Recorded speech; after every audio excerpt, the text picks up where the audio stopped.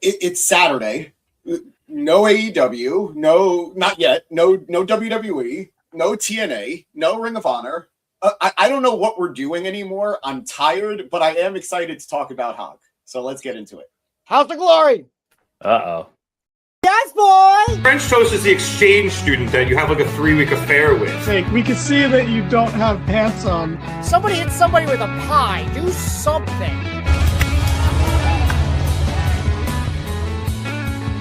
Giovanni yelling we're out of time as we go off the air. Giovanni yelling a lot of things tonight.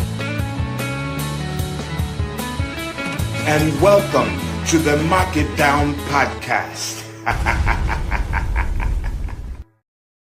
Hello, everybody. It is Saturday evening. We are here at the Mark It Down podcast to cover House of Glory's No Turning Back live event. I'm James Gisanti, joined by Matt Cascone, Monday Night Matt, as we like to call him, and El Grande Brooklicano. I struggled with that. That was tough for me. I was not proud. I just want to say I was really proud of myself for coming up with that last night. For those of you who have no idea what I'm talking about, I understand. Some of us may have masks that will or will not, maybe, possibly, sometime, come into play here on the pod. And, identities may be revealed. Who knows? But either way, very excited to be with you fine gentlemen this Saturday after seeing you guys last night for House of Glory's No Turning Back event. I had fun at the show. Had some things we would like to talk about, of course, beyond just our usual love for the game. But overall, I was very happy to have spent the night with you guys. I was happy to have watched the show with you guys. And I was happy with the product that I got, even though I wish we got more. Matt, why don't you start? Overall, before we get into the nitty-gritty of it all, what did you think of the show? Yeah, I thought the show was very enjoyable. I had a great time with you guys. I think the more I thought about it today, I definitely had more criticisms, but I still overall thought it was a very enjoyable show. And I think if you went to the show, I don't think you could be, overall was solid. You couldn't be disappointed. And Andrade, he was the guy last night for me. I agree. I think he was the MVP last night. The title says it all, man. The career revival of Andrade should be studied. Yeah.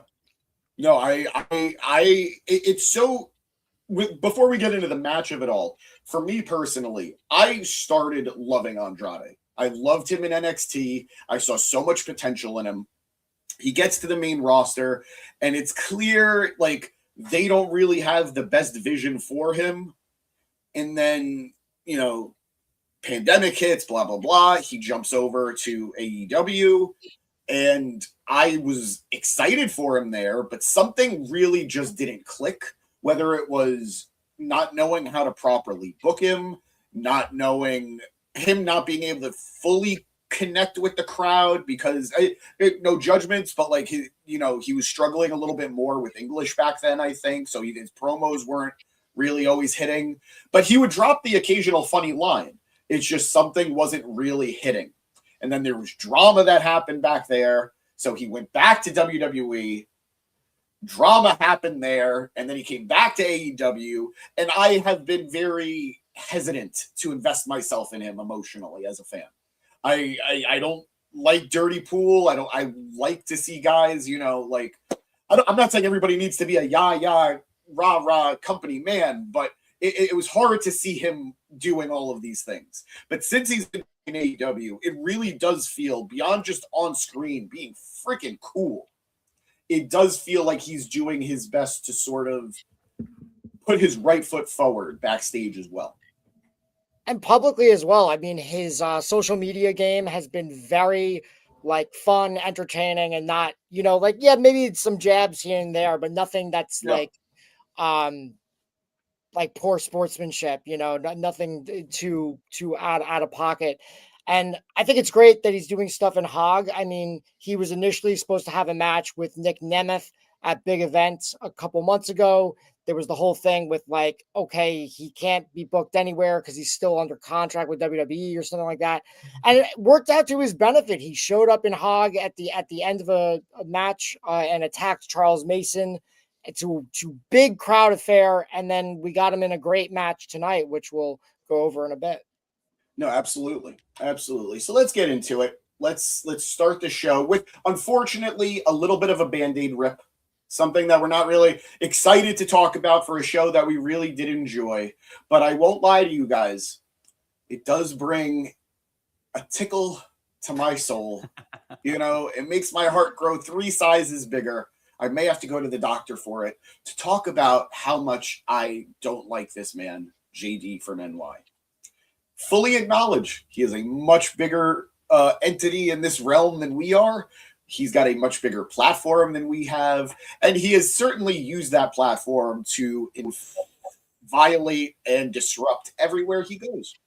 JD from NY is a announcer for House of Glory.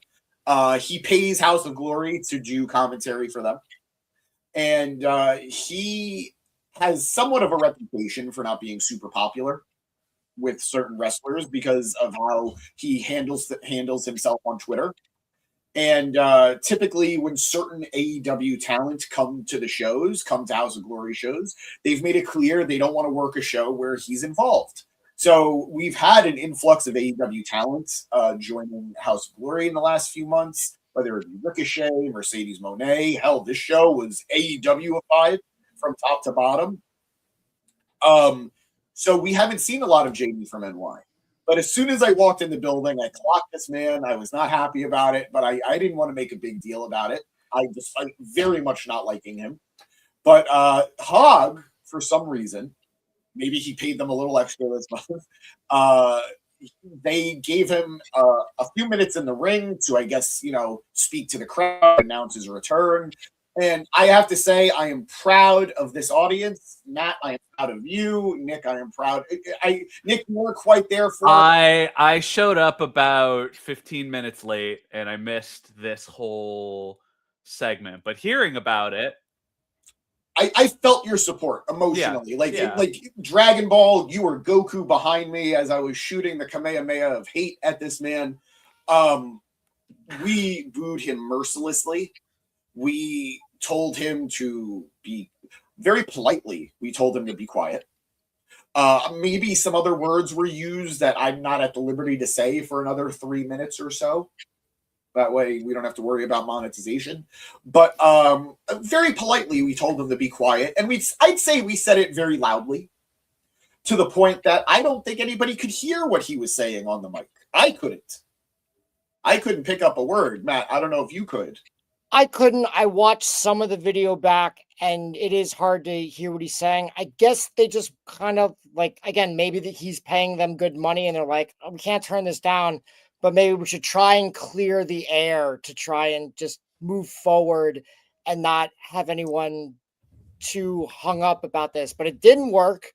No, it did not. You watch the video, everyone's booing him. You can hear me say, I'll whoop your butt. And I don't say butt in Mario Kart.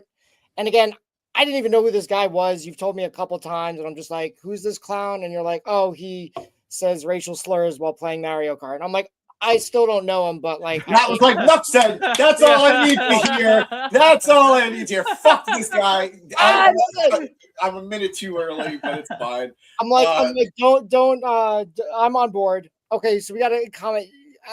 He may or may not pay them anymore is what I have actually heard that online, that he definitely used to pay them. He might not pay them anymore. Again, he has the audience, but I mean, we have other people in this neighborhood that have audiences that don't have problems, that are, liked by the neighborhood, guys like in Subway Mania, people that cover this stuff like Sir Wilkins and Malcolm and Queen of the Ring, anybody who could, maybe jump on commentary if that's what they're looking to do. James here would love to do commentary. So I just don't know. That's not right. I do know. I don't think this is worth it unless he is still paying them. it's not worth the bad publicity. It's like you either don't know this guy or you know him because he says racial slurs while playing Mario Kart. And if he's saying racial slurs while playing Mario Kart, what's he doing when the camera's not rolling? It's probably worse. So we're not on board with that. Eric saying JD does not pay them. It is documented that he used to. At the very least, used to. Who knows if he still is, but no, to say otherwise is not true. And even if it's not true, this is the one instance that I'm happy to spread gossip that might just be flagrantly lying. But overall, that's all there is to really say about this guy. He tried saving face on Twitter after the fact. Did not look good. It's bad. Go away. And let's get into the show itself. Everyone agree? Yeah, I think so. Oh, yeah. Talk about it. So let's start with the first match of the night. We have the main event. Midas Black and Jay Lyon taking on Dual Focus, JJP, and KB Prime.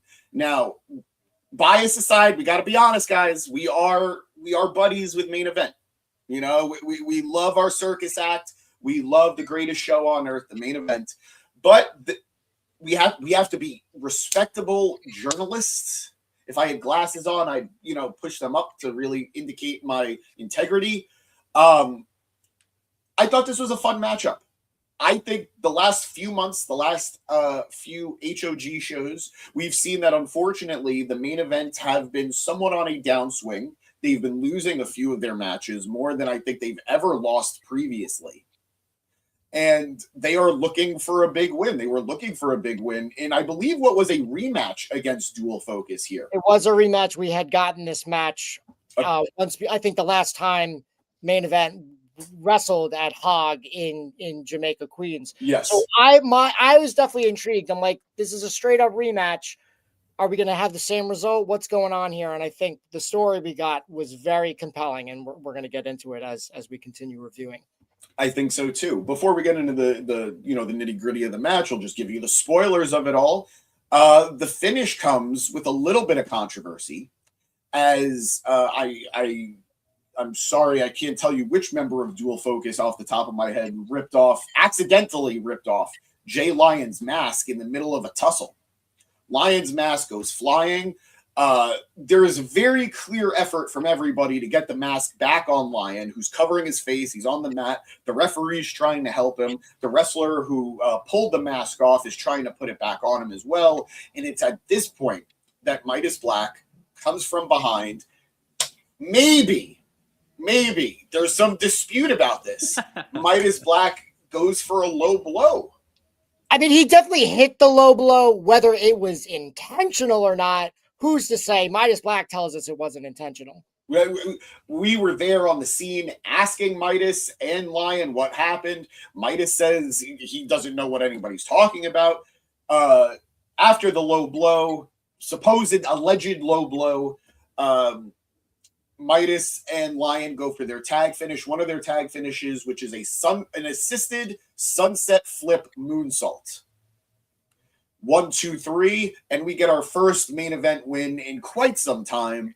After the match, the crowd is trying to let Lyon know what had happened, that there was a low blow. He seemed very confused. Midas just gives him a huge hug, is happy that they finally get a win after quite some time, and they go back up the ramp to, a little bit of confusion, but overall excitement that they got this win. I thought this was a great way to start the show. I obviously, again, biased, love my guys, love main event, but I think they're a great way to get the crowd hyped, especially on a show that had so much talent from AEW. It was a good way to get the crowd into, here is a Hog match, Hog only match, and you're going to be excited to watch our guys. So I enjoyed it. Matt, I gave it to you before, so I'm going to give it to Nick right now. Nick, you caught the end of the match. Yeah, so I got there, we'll say probably midway through the match. Yes. Hung out in the back, made my way through. This was actually my first time watching Dual Focus. Gotcha. So really cool. I thought they looked great. One of my favorite things about going to these kinds of shows is it, like I said yesterday, it feels like you're going to these like kind of 2011, 2012 Ring of Honor shows. Absolutely. Where you're seeing these guys who are like getting their foot in the door, really putting in the work, and like, hey, 5-6 years from now, they may be the next stars of AEW. They may be in WWE, NXT, whatever. So not to say that that's the expectation, but it's cool to see these guys because I thought they were very good. That being said, we are main event enjoyers, Loyalists, maybe, yes, and I was just happy to see them get a win. I think they are, interestingly, like you said, on a show full of AEW guys, they were the House of Glory stars. Oh, absolutely. Tonight, I'd say House of Glory obviously has a good number of their own talent that you will see come in and go for their shows. Right. But when I think of House of Glory talent, like they're homegrown, these are our guys. I'd say it's a combination of main event. What up, Maria? How you doing this Saturday? Hope you're having a good one. I'd say it's a combination of main event, Charles Mason, and then a sprinkling of other talent that, again, will pop up here and there. But I as a House of Glory fan, I'm disappointed if I don't see any of those. If I don't see main event, if I don't see Mason, it doesn't feel like a complete HOG show to me. Right. Matt, even go ahead, Nick. Well, and he's in one of the next segments. But even what's his name? The cruiserweight champion. Oh no, Darren. Is it? Yeah, it's Oh Jesus.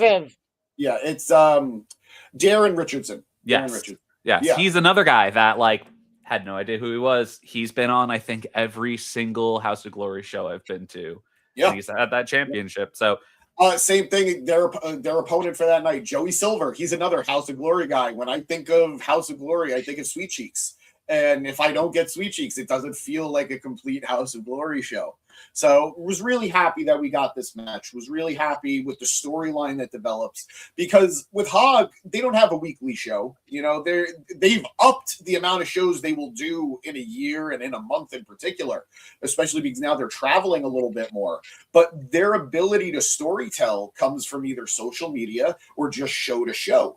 So we've seen this line of storytelling continue where there has been some dissension between main event where, Midas and Lion haven't been on the same page because of their losses, with Midas getting increasingly frustrated. So I feel like this was the next big step where we're actually seeing, intentional or not, maybe it happened, maybe it didn't, some heel work being done. That's a big step. yeah. So very excited to see where this goes for their next show. Matt, what did you think of the match? You were there for everything. You got to enjoy the whole matchup. Did you enjoy the match? Was there anything that stood out to you? What did you think of the storytelling? I really liked the match. It's a lot of fun. If anyone's got a clip of the alleged low blow, definitely send it to us. I'm working on a highlight reel of the match, and I don't have that part. But it didn't happen, apparently. That's why nobody has footage of it. It didn't. The hit happened, whether it was a low blow or not. It was a chop block. It was a chop block to the leg. Yeah. And I'm more intrigued with this storyline because it looked like we were heading for a main event breakup. And now, to me, it seems that could be still a possibility, but I feel like I'm leaning more towards them becoming like a heel tag team. We even had it on our story where Midas Black, who adamantly disagreed with us, he put it on his story. He's like, blasphemy. But James made the caught it that Midas Black, as they were walking back up the stage, he was sort of like pulling. Yes, and James said that Midas Black is pulling Jay Lion to the dark side, trying to manipulate him. So we'll see. I think that's the more interesting way to go. But we're just gonna have to, continue to watch it to see what happens. It's cool to see that there's a storyline to follow in Hog right now. Like a really intriguing storyline, and I think there's a lot of care being put into it. So I'm excited to see what's coming next. But speaking of what's next, let's just get to these comments from Maria real quick. Maria saying House of Glory was lots of fun. I'm glad that you got to enjoy it, Maria. And it speaks to the reach of Hog because, Maria, if I'm not mistaken, without doxing you, you are not a New Yorker. I know you're from more of a southern state. Again, not trying to dox you here. So the fact that Hog is getting as much attention as it is really cool to see. I know that it got a lot of coverage last night. I know a lot of the other streamers, although we're the only one that really matters, covered the show. I know that it was, on Reddit. I know it was on Twitter. So it speaks to how much they've grown in a very short time. Nick, you mentioned that it feels like, early 2010s Ring of Honor, which I love because to me, I grew up on Ring of Honor too. Like my love for wrestling evolved with Ring of Honor past WWE. And they showed they were essentially a super indie at a certain point. Yeah. And I don't want to call Hog a super indie by any stretch, but they consistently get huge names, whether it's TNA, AEW, the biggest indie talent that is available in the country. They get them quite frequently. So I hope for bigger and more from them. And I think if they continue this path, we're on for good stuff. We're on for really positive growth in 2026. But let's get to the next match as we had Gabby Forza taking on Amira Sahar. I believe Amira is the LPW champion, women's champion, LPW, which is essentially House of Glory's NXT.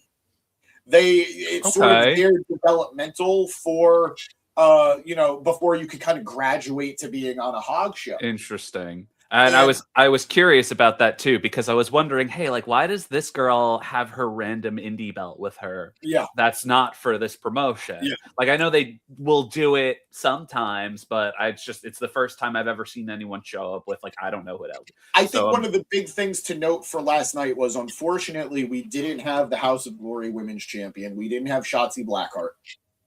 So I think this was a way of, one, getting a women's match on the show, which I do appreciate. I do appreciate that they didn't just say, okay, no women's match tonight. And, adding some prestige to it because it is the LPW champion, women's champion. It's not like they just had some talent show up. It's somebody that they're grooming for a bigger spot. Right. So I thought that was, I thought that was a great way of handling it. I enjoyed the match quite a bit. There was a little bit at the beginning where Amira was trying to get some heel heat, getting the announcer to announce her name properly, to say it the right way, to her liking. It's a good way to annoy the crowd, especially for a crowd that might not be super familiar with the talent. So, ultimately, it was Gabby who got the win. The crowd was really into it by the end of the match. And I could say, I'm not proud of this, but I can admit this. House of Glory fans are not always the warmest to women's matches. Sometimes, depending on the talent that's there, if it's an established name, you'll see a lot of love. Like if it's a Mercedes or somebody. But I could attest that I've been there for matches where the crowd treats it, unfortunately, like a bathroom break. And I think they were a little quiet in the beginning of the match, but by the time we got to the finish, everybody was super invested in Gabby getting this win. Matt, what did you think of the match? Did you enjoy the heel work? Do you think it worked for you? Do you think it was kind of a little too much? And do you think that this is something that you would like to see moving forward with some LPW talent stepping up? I mean, yeah, Amira's no stranger to Hog. I mean, she's very young. Like we saw her wrestle Ultraviolet when she was champion. Like that was, God, it's at least probably like 2023, 2022, something like that. Like I miss Ultraviolet, by the way. Let me just put that on the record. I don't know where she's been. I was a huge fan of Ultraviolet. I loved when she teamed with the Bookers. I think she had a good grasp of her character. She just hasn't shown up. Like they haven't used her. I don't know if she's wrestling still, but I would like to see her back. Honestly, I wouldn't be surprised if she just retired. Like I feel like that's and I'm not trying to badmouth like women or Hog, but like I feel like they find a woman, they're like, okay, this is going to be our gal. This is like the person we're putting, all our faith in, and like it just kind of just doesn't work out. Like, and I feel like that happened with Ultraviolet, and then way back when it happened with Sonya Strong, who like I haven't heard about her in like over a decade. But Hog also does have a lot of talent, and I think they just have to keep pushing along, especially with their women's division. I mean, Megan Bain had like, even though that didn't work out, she still had like their best match ever.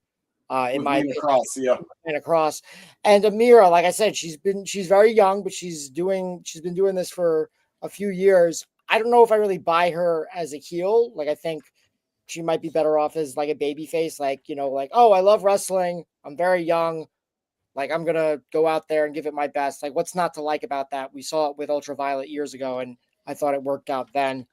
But yeah, Nomi, Gabby Forza, she's on a tear. So is her husband. They've both been in Hog, and definitely like to see more of her. What up, Dev?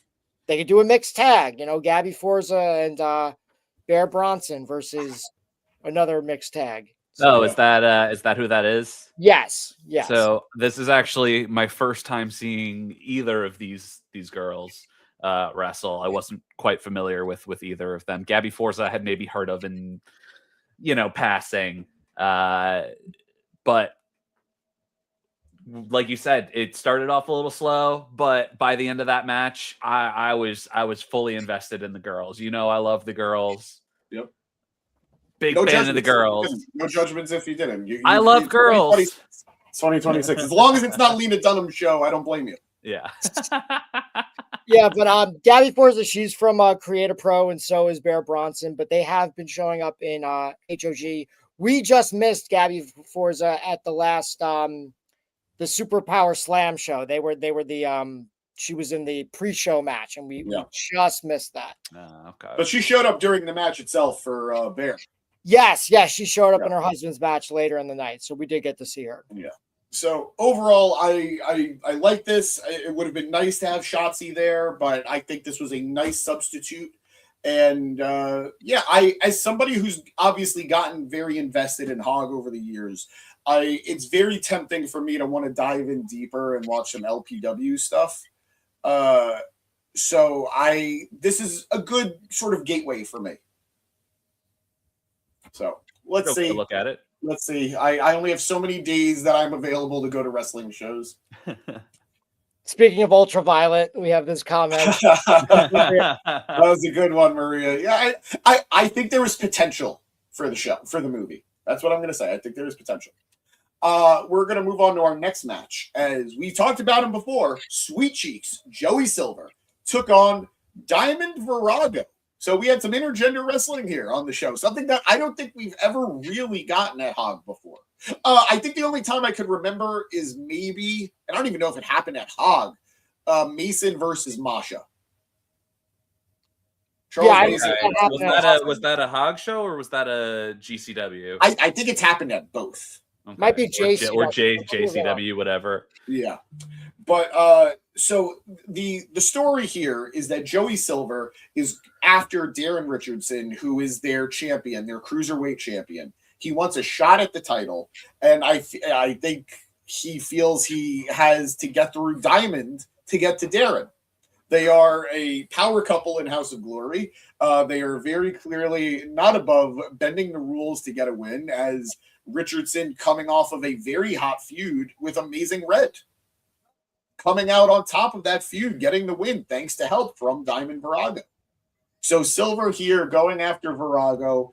I'll be honest with you guys, this was less of a match and more of a segment. It felt like it was more about storytelling and story building than it was actually having a match between these two. Matt said it very well last night.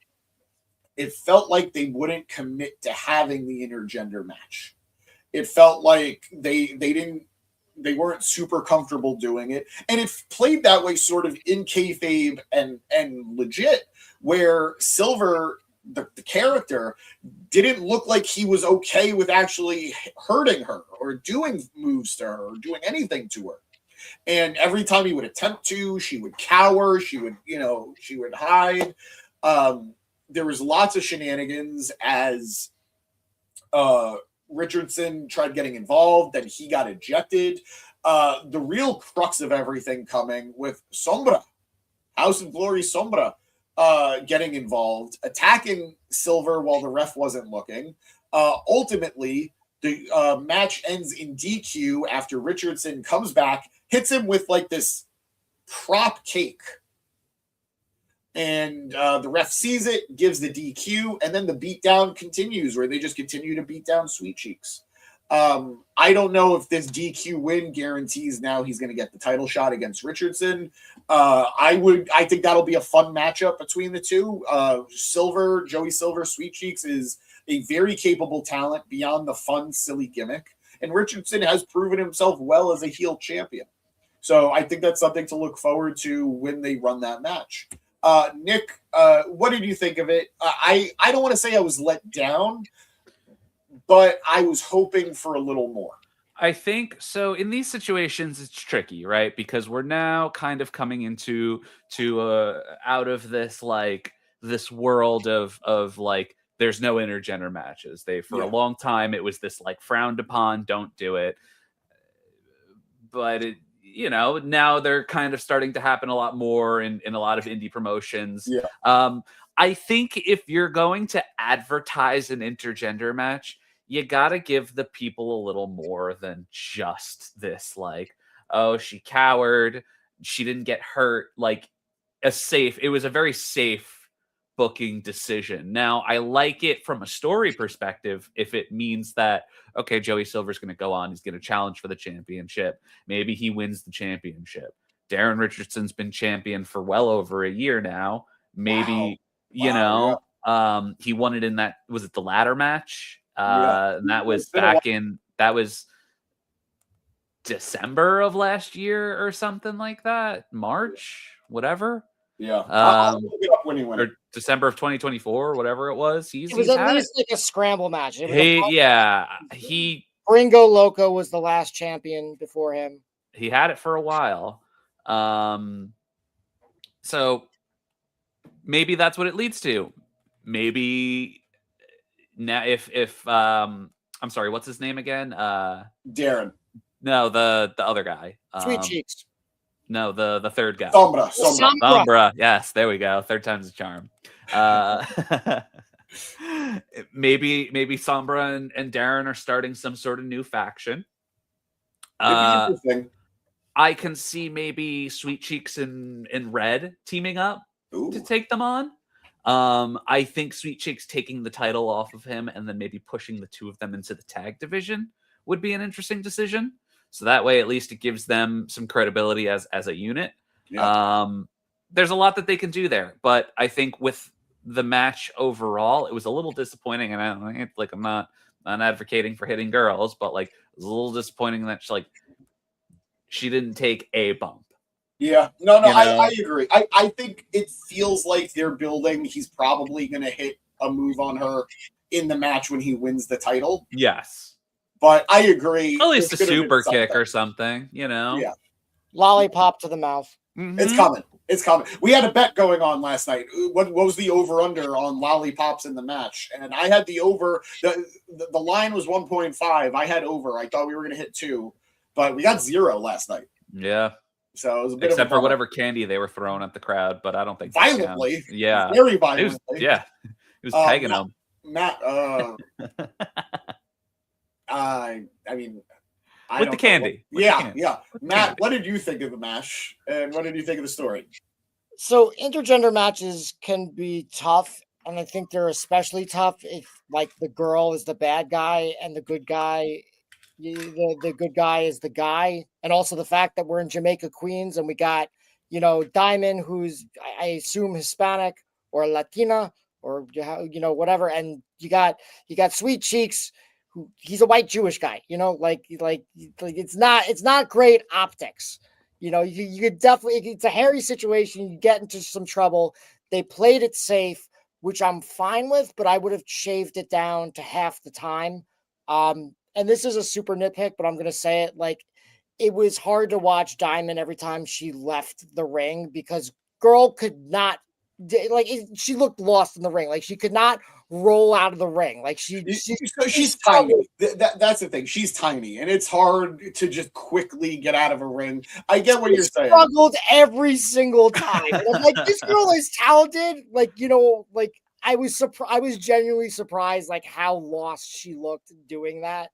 So yeah, I would have said commit to the match, and like obviously don't have, Sweet Cheeks just beating the shit out of her, but like, stick to like some lucha moves, like high flying and some grappling, or you just shave this down to half the time and do what you did.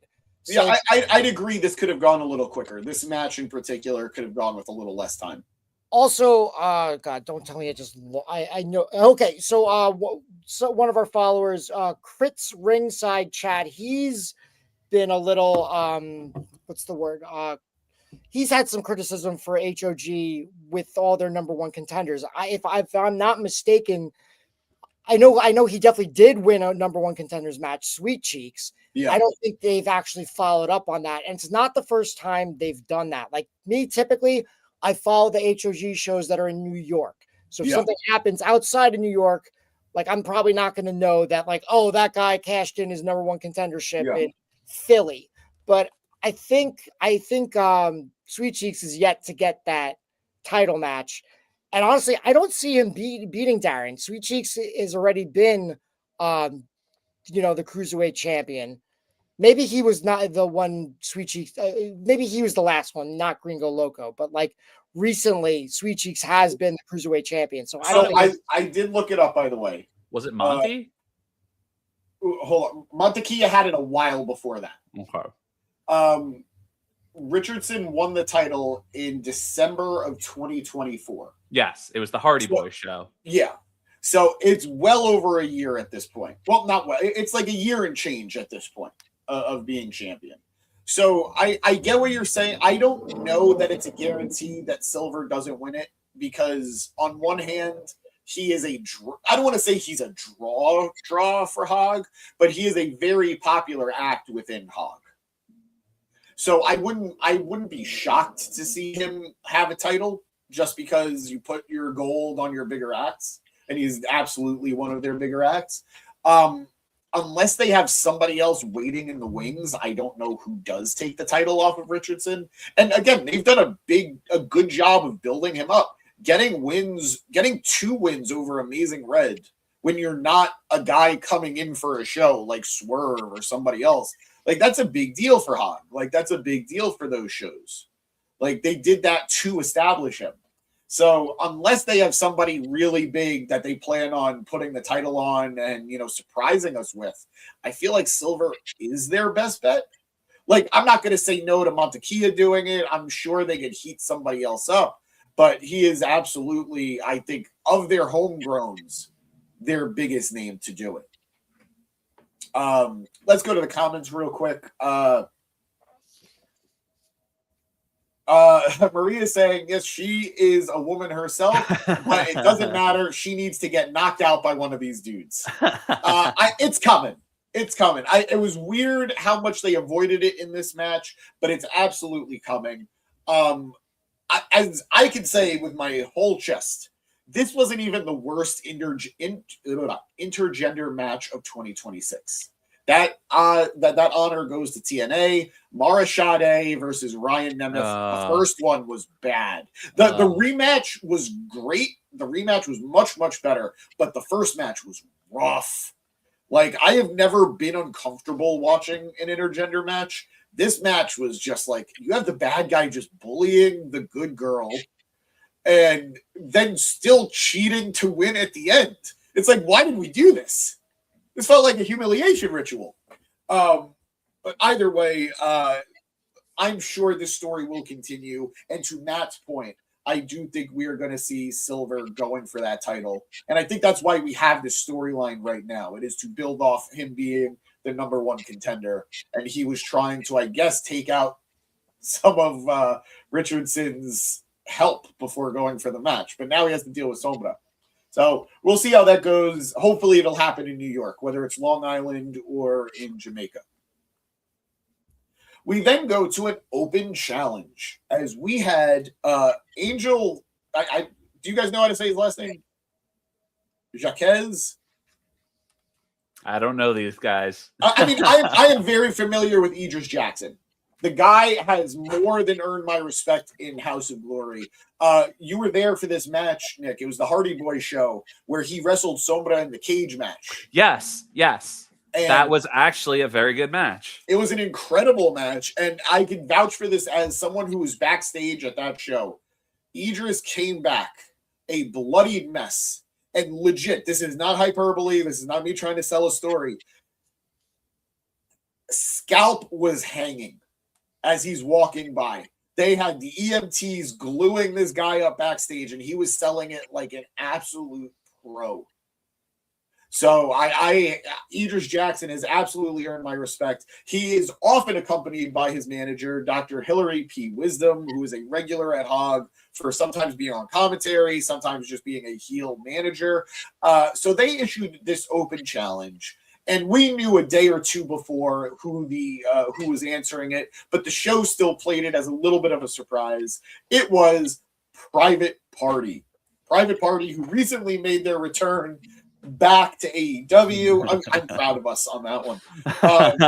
Who recently made their return back to AEW and are Hog regulars themselves. They are former Hog tag team champions. They are, I can't 100% verify this. I think they're Hog homegrowns themselves. They at least Mark Quinn is. I remember going to shows before they were a tag team, and Mark Quinn was like finding his way. So I believe they're both homegrown. At the very least, Mark Quinn is. Yeah. Quinn and Cassidy are always welcomed at Hog. They always get a hero's welcome, and it was no different here. The heels sold this very well as being taken by surprise that Private Party was showing up. I had fun with this matchup. As somebody who is a fan of Private Party in AEW and is rooting for their success, because they have had a very, very weird trajectory in AEW. They are AEW day oneers due to injury, due to outside circumstances. They've never had an elongated run, in my opinion.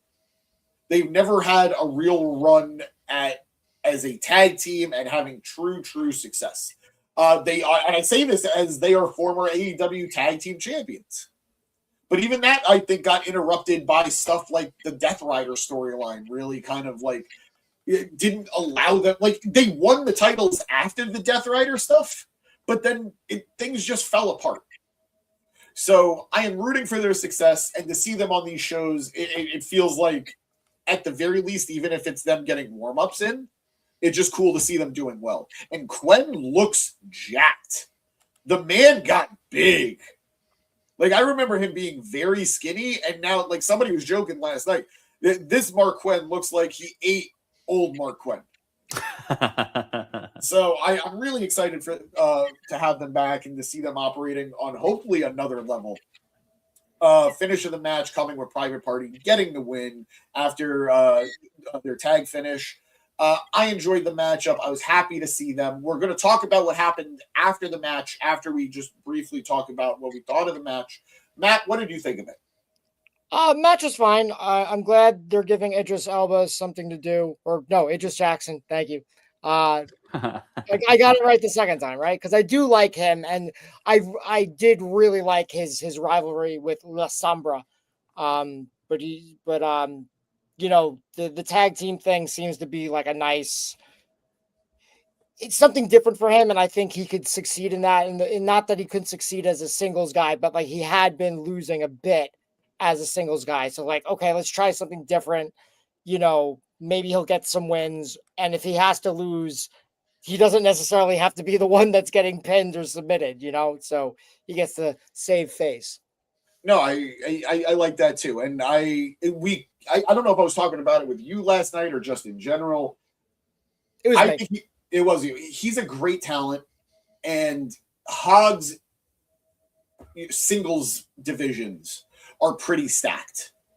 And when you have guys coming in who are challenging for the world title that are like, outsiders, like you have in this show, we had Andrade doing it.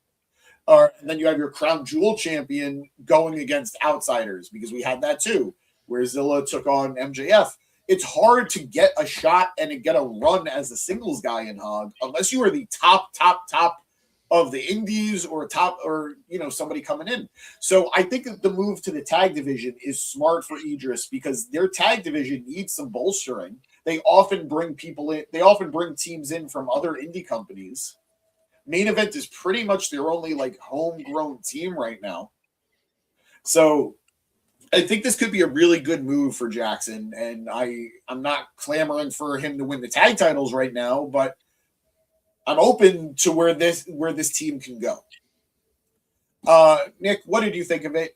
Did you enjoy the match? You didn't know that. I remember last night you didn't know that it was going to be Private Party. We kind of told you it was going to be Private Party. So I knew Private Party was going to be there. I knew they were advertised.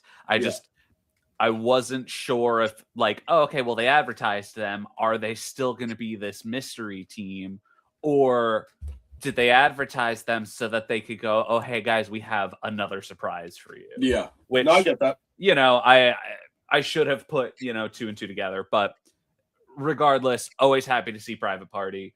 I popped hard. I love doing the dance. I love, like you said, Mark Quinn, great shape. Cass is no slouch, too.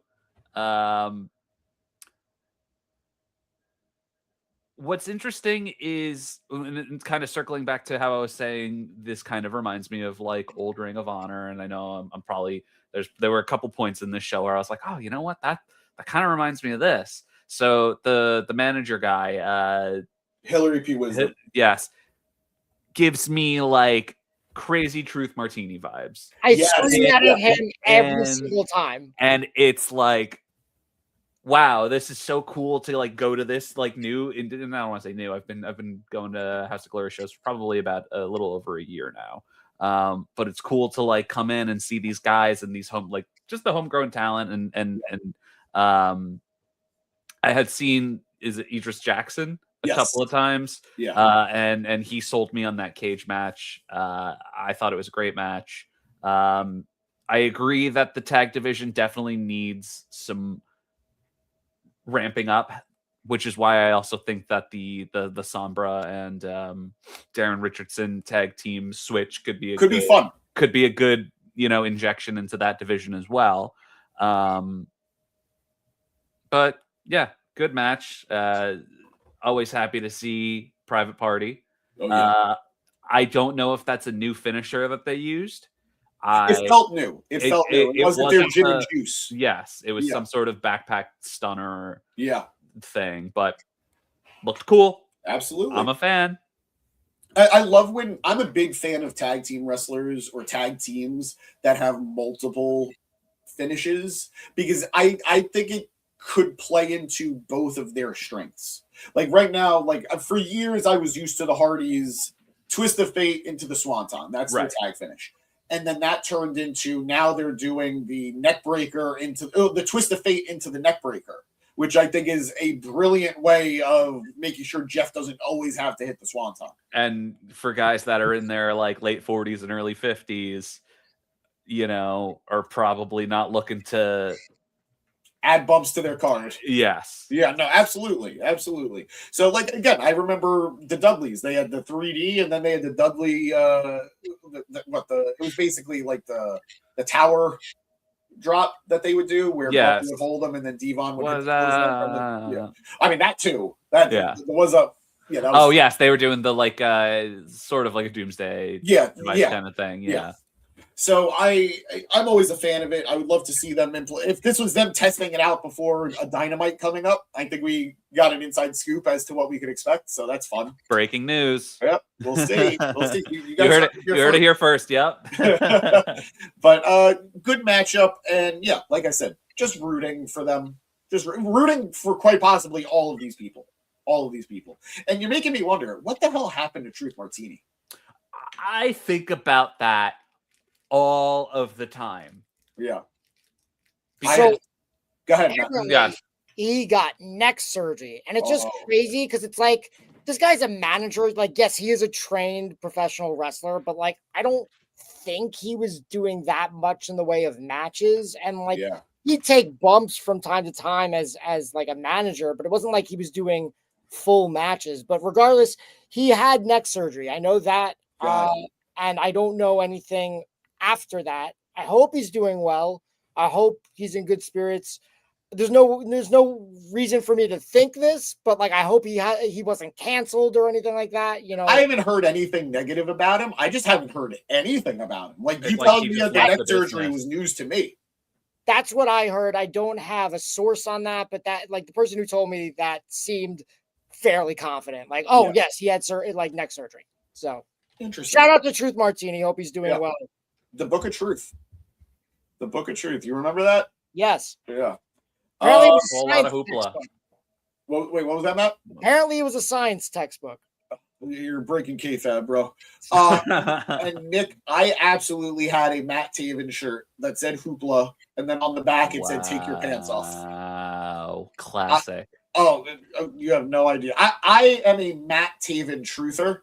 I will absolutely ride or die for that man. I was there in MSG when he won the Ring of Honor World title. Oh wow. Talk about getting canceled, James, with that shirt. I have you seen? Not once on this pod have I worn the hoopla "Take your pants off" shirt. I'm just Real quick, what is the most controversial wrestling T-shirt you own? Ooh, I mean, that's a big one. Damn. I mean, I'm sure if I dug deep into my closet, I could find a certain Rabid Wolverine shirt. Ah, Like, interesting. well, I mean, I also have, and I should throw out, like, I have a Marty shirt too.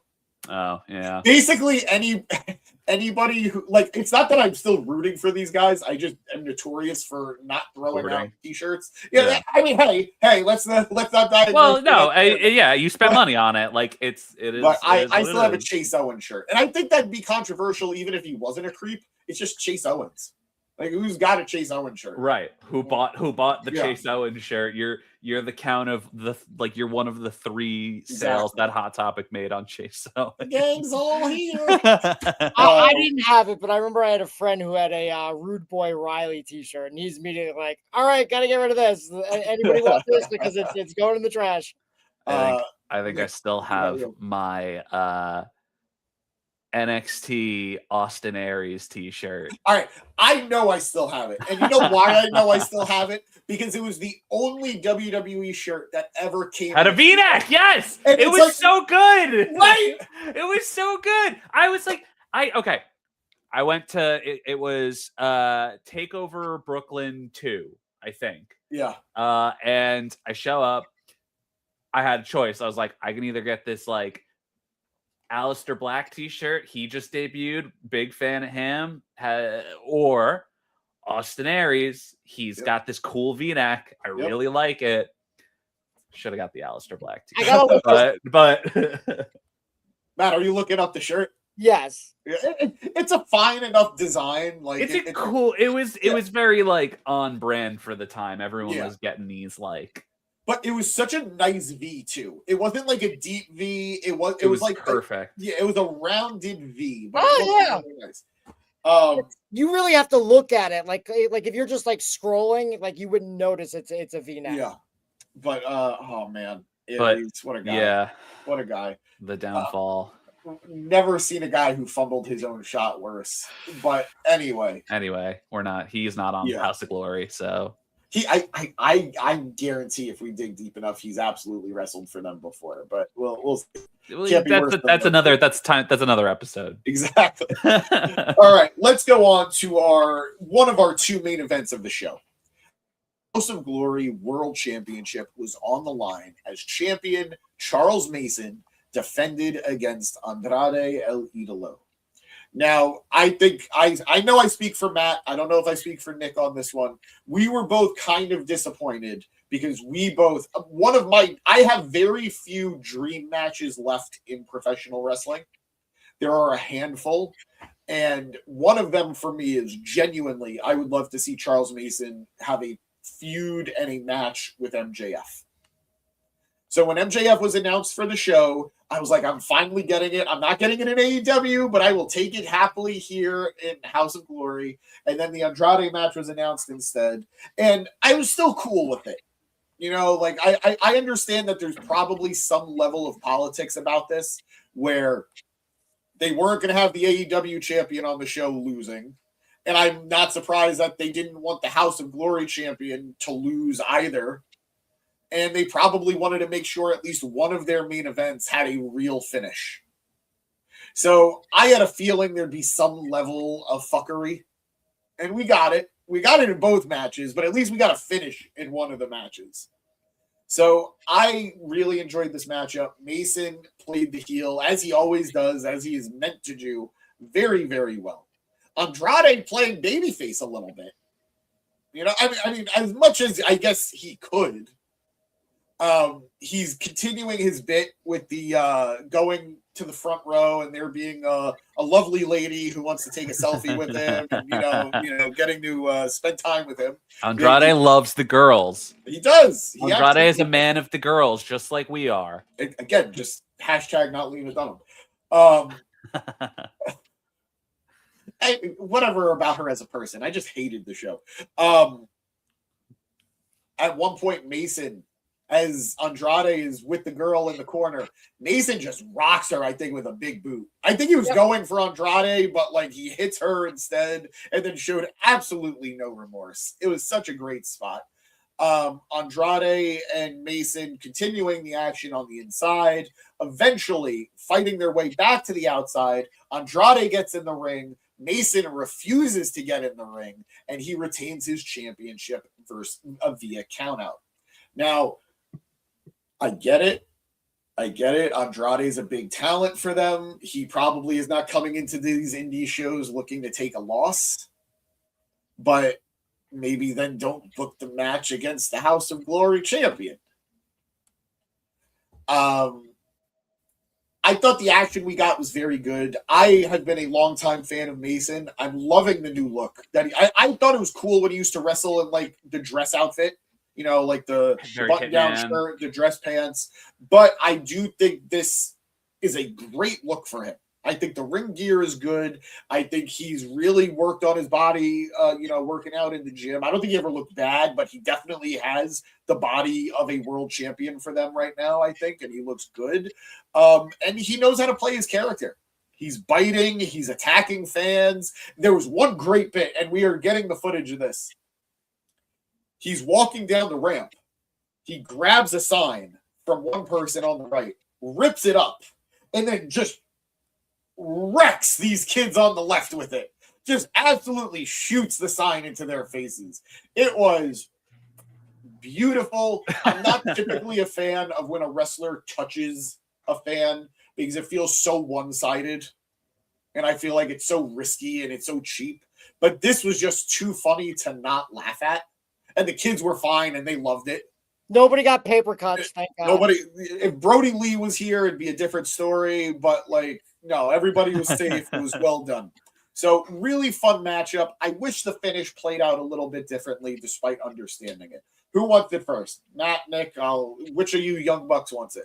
I'll go. Okay. I love this match. I think Andrade's never looked better, both like in-ring performance and physically. He just like there's not an ounce of body fat on this man. It's crazy. I was looking too. I didn't find any. I don't know about the taking off the pants to wear trunks, just because that's Angel Garza's gimmick. I feel like it's kind of gimmick infringement. They worked together. They were a team for a little bit. I think like he loaned it out to him. And quite frankly, when was the last time we saw it? Yeah, I mean, he's not doing anything. When was the last time this time was on TV? He's probably doing stuff in AAA. I don't know. It's not the end of the world, but it does come to mind for me. And I think this has always been, what's the word? I don't want to say problem or issue, but definitely a challenge for House of Glory is they book just the biggest names that are currently wrestling. And then it's just like, okay, let's have them wrestle one of our big guys. And a lot of times it's like just a crap shoot of a finish that's not satisfying for anyone. So that's tough. the match itself, everything about it was great. I wish we had seen Andrade's finisher closer because he did it on the outside of the ring and it was farther away from us. That's that's nobody's fault. That just Well, he hit it after the match. that too. That's true. But usually I hate when Hog, like, legitimately, I hate it when they do these like bullshit finishes. I actually like this one. Like, I thought it was methodical. I thought it made sense. It didn't feel cheap.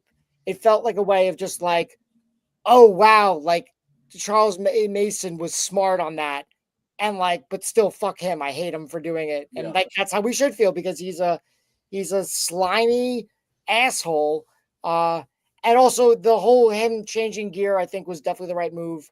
It always worked for him, dressing up in suits, but I feel like there's a ceiling on that. There always has been, in wrestling. Like, it's kind of goofy. He's also fucking jacked to the gills, and his Yeah. legs have abs, and like, show it off, brother. Yeah. You're like a god. Just let it all out. You know? I think the changes are good for him. I think there's something he could always go back to. Like, I think it would be really interesting if he wore a suit, like in a street fight. Yeah.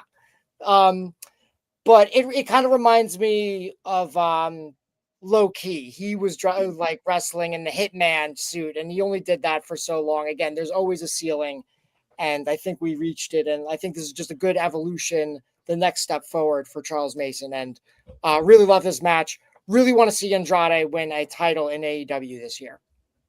I think it's a matter of when, not a matter of if. So I'm right there with you. I think it'll be, no matter what title it is. I mean, they've got like 7 singles titles, know, so like take your fucking pick. Yeah. But I'm with you on all that, Matt. And I do want to note about the finish, to agree with you on how it was played out. Andrade was doing his best to wrestle Mason back into the ring. Like, he was physically trying to get him back into the ring, and Mason was fighting him every step of the way to not go back in the ring. So I think like it played out better than just the typical, I'm a heel, I'm not going to get in the ring. Andrade tried. And then Andrade was like, I'm not going to get counted out too. So I think it worked out. If you're going to do that type of finish, at least it was an interesting spin on that finish. And I also didn't note before, let me just note now, after the match, Andrade did want more time.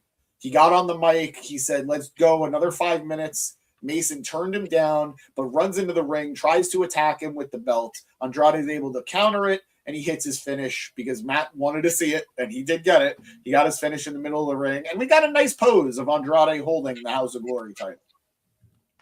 So maybe it'll play out again in the future, but it didn't here. Nick, what did you think of everything?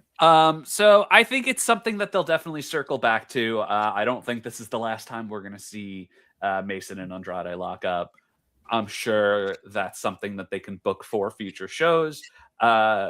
Whether Andrade is the one to take the belt off of Mason, I doubt it. So I agree where they kind of book themselves into these situations where they get these big names, the Mercedes Monets, the Konosuke Takeshita's, the Ricochets, the, Leon Slater, whoever, the Hardys. And we got to talk about that too. Oh my God. Yes. Yeah.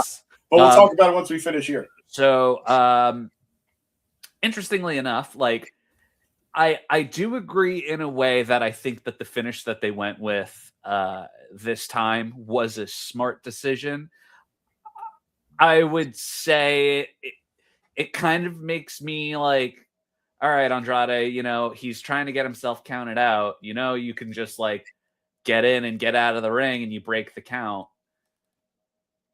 You can win this match. Yeah. So I understand it's like you book yourself into a corner. I'm nitpicking on the rules of pro wrestling and how it feels like he just kind of decided to give up. This isn't a hog issue. This is a wrestling issue. Right. But besides that small point, this was match of the night. Absolutely. By far. Yeah. Oh, absolutely. By far. I agree. Mason's new look. He feels like the world champion. I did like when he was doing the like Agent 47 Hitman kind of suit thing. But this really worked for him. And Andrade is a beast. And I know we talked about it at the beginning. I've been watching him since his days in NXT. I really became a fan when he had the matches against Johnny. So being able to see him tonight in that capacity was really cool for me. But, you know, obviously, like, wish that there could have been a definitive winner in that match. For sure.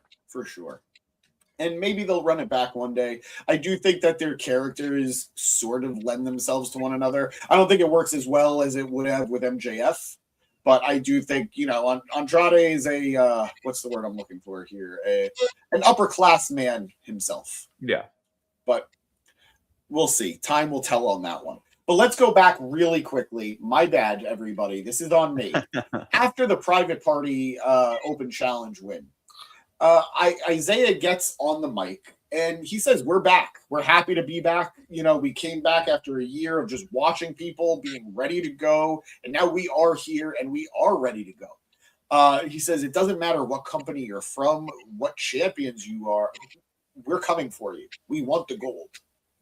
And then he kind of calls out. He doesn't say their names, which I found very interesting. I don't know why. I don't know what's going on. But Isaiah calls out the House of Glory Tag Team Champions. Those champions being Matt and Jeff, the Hardys.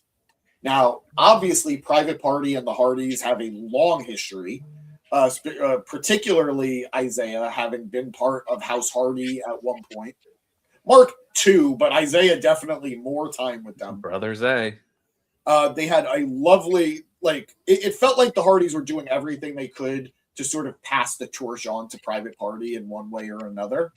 So the way this played out was very, like, angry and aggressive. And Cassidy said, "I know they don't come to work that often," speaking to the fact that it has been a couple of months since the Hardys have been at Hog to defend the tag titles. "But we want those titles. We're calling you out. And when the time comes, doesn't matter what company it is, it's going to happen." So obviously there are some backstage aspects to this. The Hardys are with TNA being at this point in partnership with WWE, Private Party being with AEW. I'm sure there are going to be some hurdles to this, but I don't think that they would have teased this if it wasn't going to happen. And what's interesting too is does it mean that we just get the match in House of Glory? Or are they kind of alluding to the fact that, like, hey, we just popped back up in AEW, but who knows? Maybe it's a pit stop. Maybe it's like, hey, we've got some time left on our contract. We're going to be used, and we're like looking to get out of here once it's up. Yep. So it may happen in another company. Maybe the Hardys have two sets of titles right now. They have the Hog titles and they have the TNA tag titles. So let's see. Very interesting stuff. Matt, what do you think of what Nick just said? Do you think this is a match that we're going to get at Hog, or is this a tease for something that Private Party might be headed to TNA once their contracts are up? I think Hog. I think the only way this happens is they could do a ladder match and get one more team, and that way, because they've done that before. Like I remember, it was like what were they had the Hardys and the Dudleys and Santana and Ortiz in a ladder match for the Hog world titles. This is years ago. Wow. It's kind of something along the lines of that. Who the last team would be, I would say probably main event, but you know, they could figure something out. Yeah, no, for sure. I mean, I'm excited at the prospect no matter what, but again, a lot of storytelling done on this show last night, where they did a good job of pushing things forward as we were getting deeper into 2026. But now we head to our actual main event. Last match that we're going to cover. Matt, you're exhausted, so we're going to work through this. It wasn't another House of Glory title on the line, despite Zilla Fatu being the House of Glory Crown Jewel champion. This was for the AEW World Championship, as MJF, Maxwell Jacob Friedman, made a stop here in House of Glory to defend his title. MJF, this is his second indie show of note in the last couple of months. And both of which have been in New York, if I'm not mistaken, right? Like the first one was in New York too. No, with Alec Price, I think it was like the Northeast. Like I think it Okay. was like Rhode Island. Okay. So either way, very cool to see Max making these stops, taking the AEW World Championship with him. I find it hilarious that they kind of established Ricochet with the national title as sort of the traveling champion. And But now they're MJF sending is their there. world champion Yeah, out to the Indies. I think it's hilarious. And I don't get it, but I think it's super funny.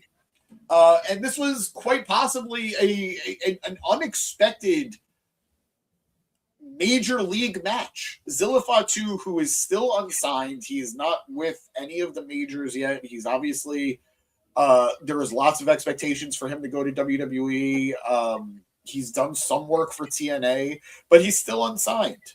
But he is mainly with Hog and mainly with Fourth Rope. But exactly, but he's a major name despite that. Probably one of the biggest names you could face on the Indies right now. So I thought this was a very interesting setup for a match. MJF came out to such a huge reception.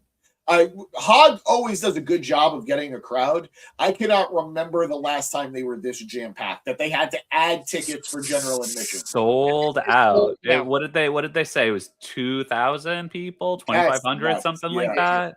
And it felt like it. It felt the way they reacted during MJF's entrance. It felt like 20,000. Oh yeah, the crowd was super into seeing him there. He played very well the heel. Like he knew. Like we all knew.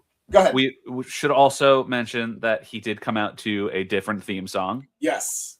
I don't know what musically. I have music blindness. I don't know what the song was. So admittedly, we actually had in terms of audio, pretty bad seats. Yeah, because all we the were on the speakers stage facing the other way. I'm pretty sure it was Ludacris. Really? I think so. Okay. Chips. I can dummy check that. While you're doing that, MJF comes out and he knows he's going to get a good reaction, but he does his best to play the heel. He gets on the mic, talks about, while yes, he is from the greatest place on earth, Long Island, New York City sucks, and we are all fat pigs. Nick, you really took that to heart and said he's talking about me, and I respect the hell out of you for that. And then the match gets underway, and both men give it their all. We get some of their usual spots. MJF hit him with the bris, which I love as a name for what he does with that crotch bump. Yeah. Real quick, the song was it was Jadakiss. It was Jadakiss. It was the champ is here. Yep, found it. Nice. Not Ludacris. Thank you both for the journalistic responsibilities that you just undertook for me. Of course. MJF doing his best to work over Zilla's hand and his arm, his shoulder. Zilla's finisher is a running Samoan spike, if you guys aren't familiar. So he's honoring his father, his late father, Umaga. And he adds his own spin on it.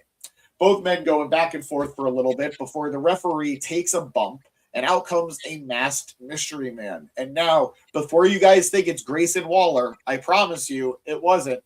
As MJF goes down, he tries, I think, hitting Zilla with the title. But Zilla's able to counter it, and MJF goes down, and the masked mystery man hits a super kick onto Zilla, and we find out it is none other than Lance Anoa'i. Lance, who has been just recently entered a feud with his Samoan. I don't know how the Fatus and the Anoa'i are related, but they clearly are. Cousins, I don't know. But at the very least, they're related by association. Yeah. If you're Samoan, I promise you, when it comes to wrestling, somehow you guys are connected. Yeah. Unless you're Samoa Joe, then you're on an island by yourself. I mean, he even said that he's somehow related to the Anoa'i. If you dig deep enough, you're going to find a connection to the Anoa'i. But this was years and years ago. But Lance goes for the what was that? I said they be fucking. I shouldn't have let you. I should have just kept going. That's on me. Lance gets taken out. At this point, Zilla grabs the title and actually hits MJF with it, but MJF kicks out at the most 2.9 kick out covers I've seen in a long time. MJF then goes to hit the title once more, and he is blocked by a running down Andrade. I thought this was very interesting because Andrade has made it very well known he is gunning for the AEW world title. He's had a series of matches that ultimately led to Hangman becoming the #1 contender, but very interesting. Nick, what were you going to say? They've also been exchanging words on social media pretty consistently. Yeah. So this was kind of a fun nod to that. I'm really wondering if this is footage that we're going to see play out on Dynamite at some point. It's possible. I think that'd be really cool. But Zilla's MJF, sends Andrade packing. Ultimately, Zilla goes for the running spike, misses. MJF then hits the salt of the earth and makes Zilla tap out. Fun finish. Everyone was protected. I probably messed something up with the finish there, but ultimately it was the salt of the earth. Go ahead, Matt. What you missed is that Zilla, his foot was under the rope when he You are was correct. Yes. And we weren't sure if did they acknowledge that on the broadcast at all? Do we know, or was it maybe just a placement thing? And they're I mean, I don't want to know because we know who was on commentary, but we That also is saw it true. in the arena, so we know what happened. I It was was just still- a way to protect Zilla, give Yeah. him a, kind of a cop out, but Yeah. it is Either way, a good finish, a strong finish. Zilla looked really good. It took a lot of shenanigans for him to lose the title, for him to lose the match. MJF played the heel during the match very well, but afterwards, after the match was over, MJF gets on the mic and pays his respects to Zilla Fatu. If you guys are interested in seeing that, check out our video on our page here on YouTube and on social media. We caught it. MJF says he doesn't do this often, but he's got to show respect where respect is due. The crowd knows who the talents are, acknowledging his own past wrestling the indies in New York, and shakes hands with Zilla Fatu. The good hand. They had a left hand shake because Zilla was selling that right hand being hurt. And MJF comes up the ring, and good finish to a show. Good finish to the show. I think arguably I'd agree Andrade versus Mason was the best match of the night, but this was a very entertaining main event. Matt, you went first last. Nick, what did you think? I agree. I think, like we said, the Andrade and Mason match was match of the night. This was definitely number 2 for me. This was an interesting way, I think, to kind of protect both talents. I didn't expect this to be the match when they had announced MJF. But I was surprised. This was really the first time that I've seen Zilla work a match that didn't feel very squashy. I kind of agree. It was I've seen him wrestle Bear Bronson, Dijak, Bully Ray, matches that are like, they're only going to go 6 minutes. So this was the first time I'd really seen him go the distance with someone, and I was impressed. I thought he was great. I have my my thoughts on him as a character, and how I think he needs to kind of find his own thing. But overall, solid way to end the show. To your point, the match initially booked for Zilla for this show was Zilla versus Lance Anoa'i. And then that match got canceled. They storylined it that, Lance couldn't make the show, couldn't wrestle. And then it turned into Zilla versus MJF. Okay. So I don't know what happened that they changed it. Maybe MJF. A bigger match. I mean, absolutely, it's a bigger match. I understand from a legit standpoint, but I don't know why they would have announced him versus Lance at all, unless MJF coming into the show was a late in the game acquisition. But I do think that this match still served a purpose well. I don't get me wrong. I am actually very excited for the Lance versus Zilla match when it comes. But I was way more hyped to see MJF here tonight than I would have been to watch that match. You know, we're going to get both. Matt, what did you think of the main event? What do you think of everything? Give me your everything. I didn't love the main event. I did think it was very exciting though, and I did like all the craziness of it. Overall, I like Zilla. I definitely have some concerns like that. Hopefully, he's able to overcome any challenges that he might be going through. Because I do think the New York crowd loves him. Like they are diehard Zilla fans. And again, like I said, I've met him. I think he's a nice guy. Like, do I know him super well? Absolutely not. But like I've gotten good vibes from him, and I think he has a lot of potential, a lot of upside. I think we were surprised. There was speculation that MJF might offer him an AEW contract, like they've done. Like the last match he had with an indie guy was Alec Price, and he gave Alec Price a contract. Would I have wanted Zilla to get an AEW contract? Probably not, but I think he's perfect for WWE ID. Like, I'm surprised that hasn't come his way. Because I see people online, they're like, oh, like, skip NXT, go straight to the main roster. And I'm like, bro, like, relax. Like, he can totally get there. He has the potential. Yeah. But, like, we do not need to rush this. Like, he's not, like, super old or anything. Like, he's got plenty of time.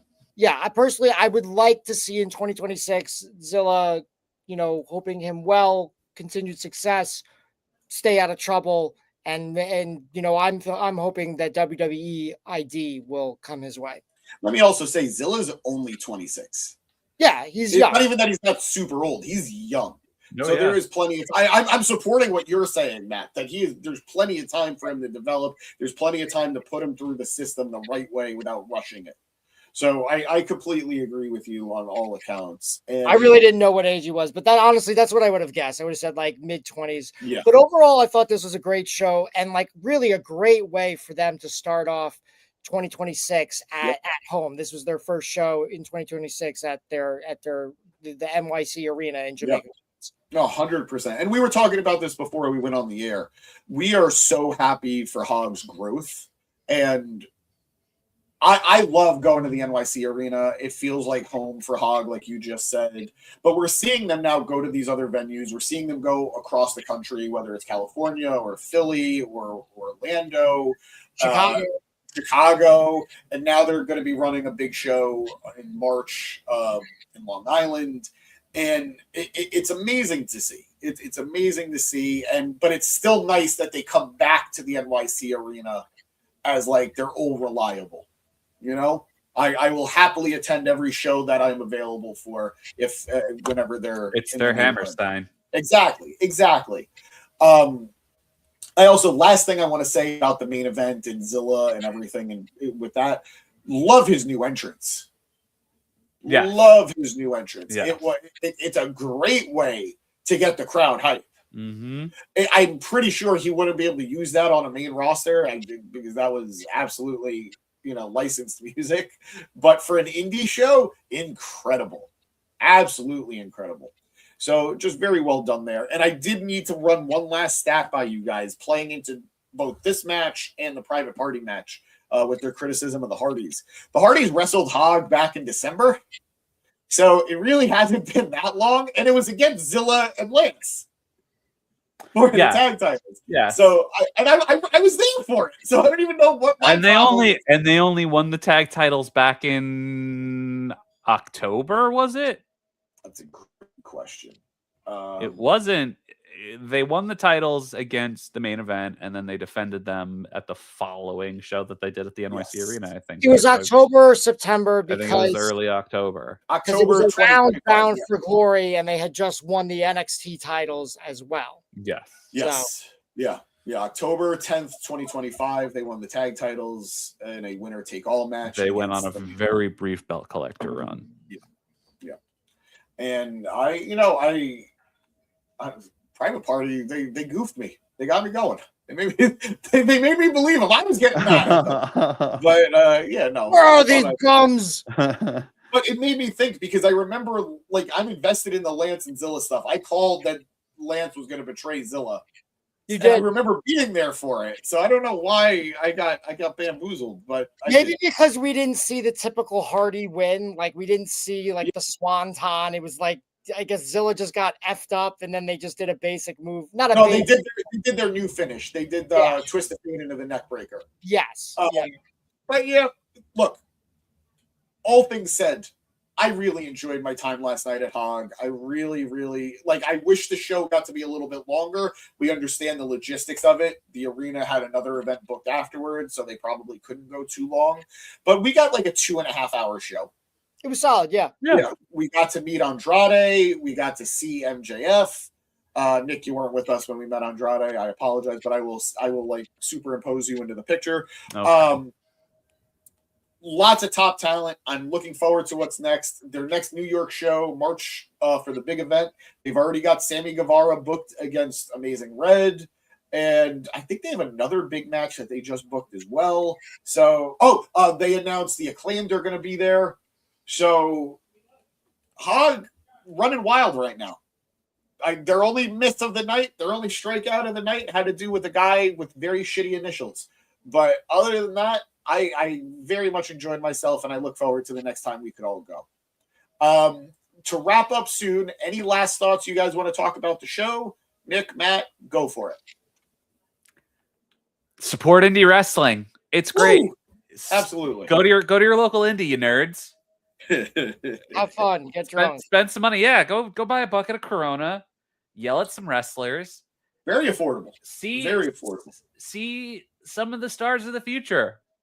That's ultimately what it's about. You never know who's going to blow up, and these are the shows to see them before you can't. So it's really cool to always attend these events.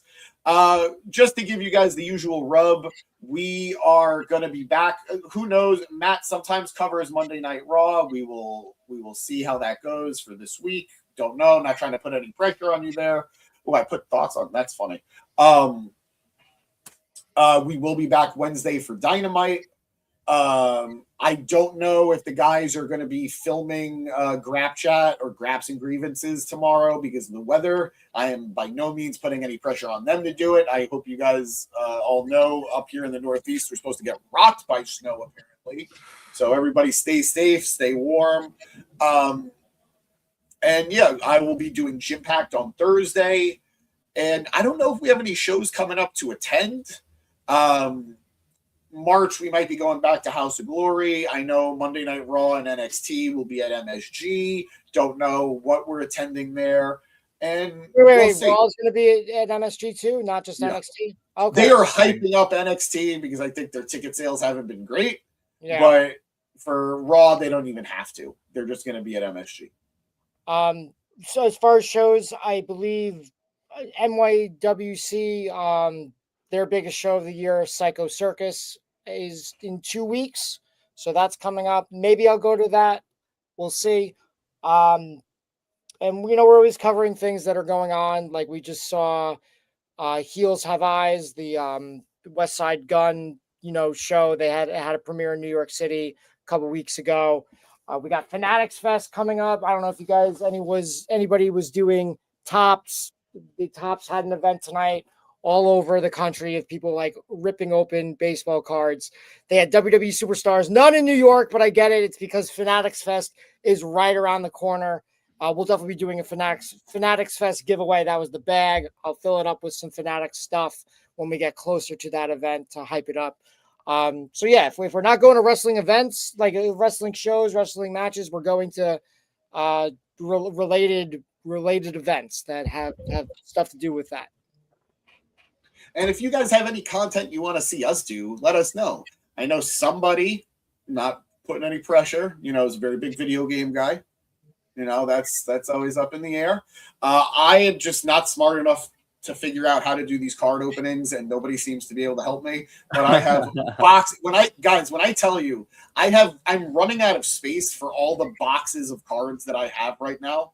Jeez. And I'm guaranteed to get hits. Guaranteed. So these are going to be fun videos that I'm just too dumb to actually record. So I think you figure it out with you, and you need a tripod. And able to I go. need something. I need God. But other than that, guys, we love you. We appreciate you spending your Saturday evening with us. Check us out. If you're new, we got a lot of new followers last night. A lot of new followers. So we really appreciate you if you're checking us out for the first time. If you're somebody who's just clicked on us and you're not following us, go do that. It'd be cool. We love you. We want to keep you. You know, like Casper said to Christina Ricci, can I keep you? So we would love that.